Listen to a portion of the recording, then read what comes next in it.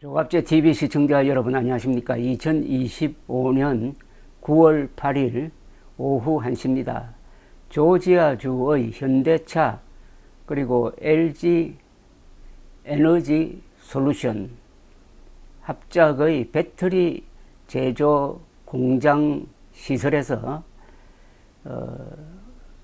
잡혀가 가지고 지금까지 구금되어 있는 400여 명의 인력 중에서 300명이 넘는 한국인들은 오는 10일경 한국이 보내는 전세기를 타고 귀국할 것이라고 정부가 발표를 했습니다. 이들은 범죄자가 아닙니다. 이들은 비자 문제로 구금이 되었는데, 이 비자 발급은 미국이 하지만은 한국 쪽에서는 미국에서 공장을 만들어서 운영을 하려면은 한국 기술자가 가서 미국 사람들을 교육을 해야 되는데, 그 일을 하기 위해서 비자 발급을 받아서 가서 비자에 명시된 사항과 조금 다른 행동을 했다, 이렇게 해가지고 지금 이민자 단속에 걸려가지고 고생을 하고 있습니다. 여기에 우리 정부도 적극적으로 대응하고 있고, 마침 트럼프 대통령도 문제의식을 가지고 방금 이에 대한 입장을 밝혔습니다. 트럼프 대통령은 지난 4일 이민당국이 조지아주의 현대차 LG 에너지 솔루션 합작 배터리 공장을 단속해 가서 한국인 300여 명을 구금한 것과 관련해 가지고 지금 이 나라에 배터리에 대해서 아는 인력이 없다면은 우리가 그들을 도와 일부 인력을 미국에 불러들여 우리 인력이 배터리 제조든 컴퓨터 제조든 선박 건조든 복잡한 작업을 하도록 훈련시키게 해야 한다고 했습니다. 초기 기술 이전 그리고 현장의 안정화 등을 위한 한국 인력 파견은 우리 기업의 오랜 수건인데, 이번 사태와 맞물려 미국 측이 획기적인 제도 개선 및 한국인에 대한 비자 발급 확충을 하게 될지 주목됩니다. 무슨 사안이 터져야 문제가 해결되는 수가 있습니다.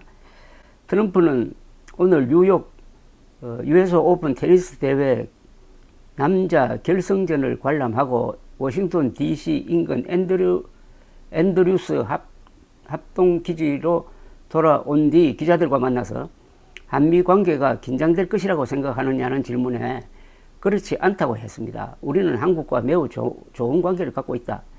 조지아에서 흥미로운 일이 있었고 소식을 들었는데 우리는 이 전체 상황을 검토할 것이다. 우리에게는 더 갖고 있지 않는 산업이 많다. 우리는 인력을 교류해야 한다고 했습니다. 이어서 인력을 양성하는 방법은 해당 분야에 능숙한 사람을, 이 경우에는 한국 사람이겠죠, 사람을 불러들여 일정 기간 머물게 하고 도움을 받도록 하는 것이라면서 전문가들을 불러들여 우리 국민을 훈련시켜 그들 미국인이 직접 할 수 있도록 하는 방안을 마련해야 한다고 했습니다. 트럼프 대통령의 이 같은 언급은 한국의 막대한 대미 투자에도 불구하고 비자 발급이 확충되지 않는 제도적 문제를 해결하겠다는 뜻으로 해석이 됩니다. 우리 기업이 많이 진출한 조지아, 테네시, 켄터키 등은 대도시 지역이 아니고 미국의 주요 산업이 오랜 기간 공동화된 문제지역이라서 장기간 책임감을 갖고 일할 숙련된 인력을 채용하는 데 애로가 많습니다. 상당수 한국 기업은 90일 단기 관광 및 출장 비자 신청을 출장을 할 때 비자 신청을 면제해 주는 전자여행 허가나 비이민 비자인 단기 상용 비자를 통해 한국에서 수시로 직원을 파견했는데, 이게 반이민 정책에 걸려가지고 이번에 300명 이상의 한국인이 구금된 겁니다. 트럼프는 나는 한국입니다. 그들이 말한 내용을 정확히 이해하고 있기 때문에 이를 검토해 보겠다고 밝혔습니다. 비자 확충이 이루어지면 향후 한미 조선산업협력도 순조롭게 진행될 수가 있습니다.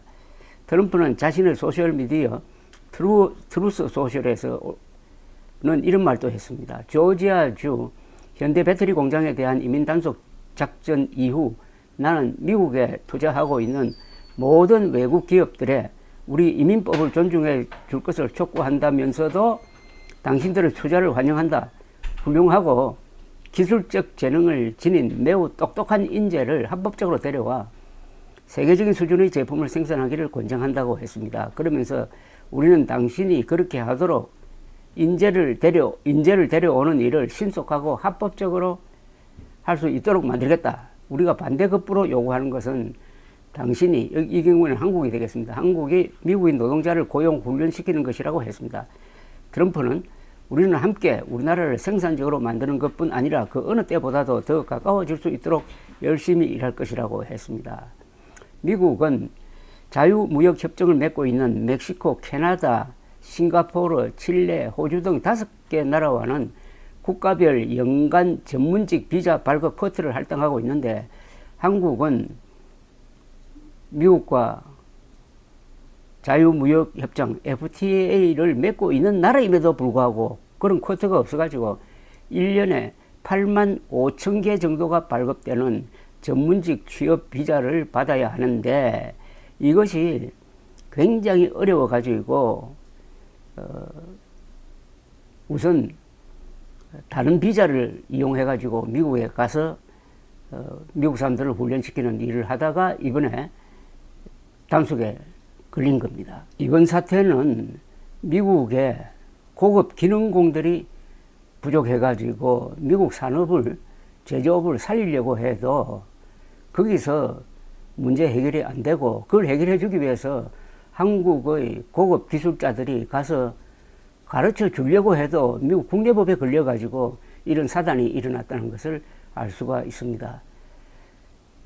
중화학공업을 발전시키려면 인력이 뒷받침되어야 합니다. 그래서 1970년대 박정희 대통령은 중화학공업 건설을 시작을 하면서 수많은 교육기관을 만들어가지고 고급 기능공들을 양성했습니다.